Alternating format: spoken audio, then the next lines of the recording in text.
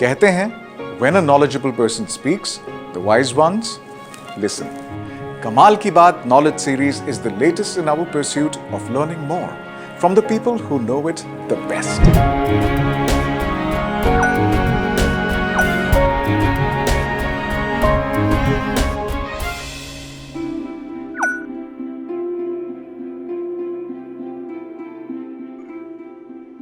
So you need higher amount of steel fibers to make sure that you increase the ductility of your concrete so that it doesn't fail suddenly. And then one of the important things that you need with ultra high performance concrete is that you need to pack, you can see here, you need to pack your microstructure so well. And I'll tell you why we need to do this as we go through. So a few key things: 50 to 100 megapascal for your traditional high strength concretes, 150 to 300 megapascal for your ultra high performance concretes.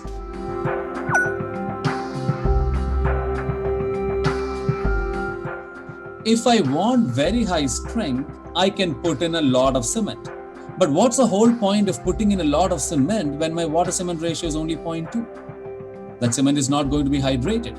That cement is not going to have a chemical reaction to give it strength. Therefore, I need to figure out a different way where I need cement to hydrate as much as it can, but then a lot of other small particles to be around my cement grain so that a good bond is built completely, a good non-porous structure is built. And that is where this design takes a completely different turn. So I need a lot of different powders. Those powders should ensure particle packing. So I should have good packing of particles, and they should ensure my cement reacts good enough. So you need several types of fine powders, and we will talk about a few types of fine powders that we look at. There are several different varieties that you can try depending on what's available locally and what works for different cases. Now, every conventional ultra high performance concrete that you have, and since I'm talking at ACC today, Lafarge Holcim, Lafarge has Ductile, which is the first commercial ultra high performance concrete mix. And all commercial ultra high performance concrete mixtures are basically ultra high performance mortars.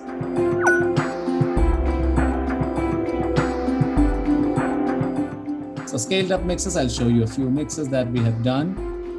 Here are the aggregates that we are mixing, and the mixing process also is much longer because you have to disperse all these particles really well. Aggregates in the saturated surface dry condition, add some amount of water, fine aggregates added, microsilica is added so that silica fume gets really distributed nicely. You add limestone again, then cement, so you add the finer to the coarser in that sequence, and then you mix all the blends.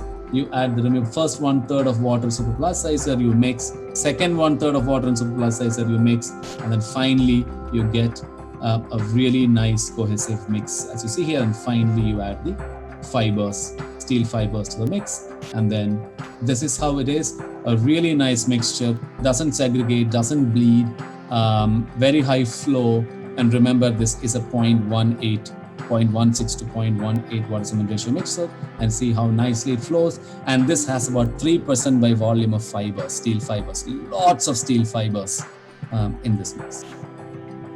You need long mixing times, intense mixing. So you cannot do your drum mix and all. You need a very high shear mixer like the one that is shown here.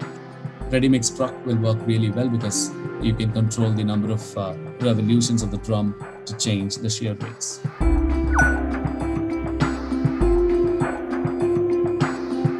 The final slide, you can use a multi-level particle packing approach. You can put all these particles together, get very high compressive strengths, very high flexural strength, high ductility, high durability.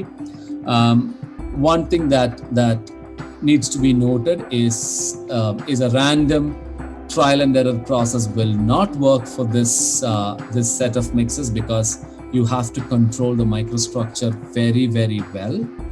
Because even a slight flaw, a slight defect can cause dramatic reductions in strength. If you carefully design the material using a lot of local materials, you should be able to reduce the cost.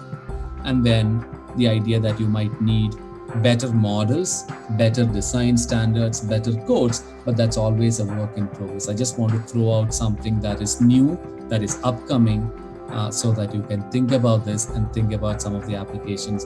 And if you have a ready mix planned under your disposal, if you have a laboratory that you can definitely try these mixes out. And see what kind of value addition that you can give to your customers, what kind of new strategies that you can do. One very simple idea is that you can reduce the size of columns and size of beams because you're having very high strength. Even you can use conventional reinforcement, conventional longitudinal reinforcement in columns, conventional reinforcement in beams, but you can reduce the size of beams and columns because your concrete is very strong. So those kinds of changes can also be.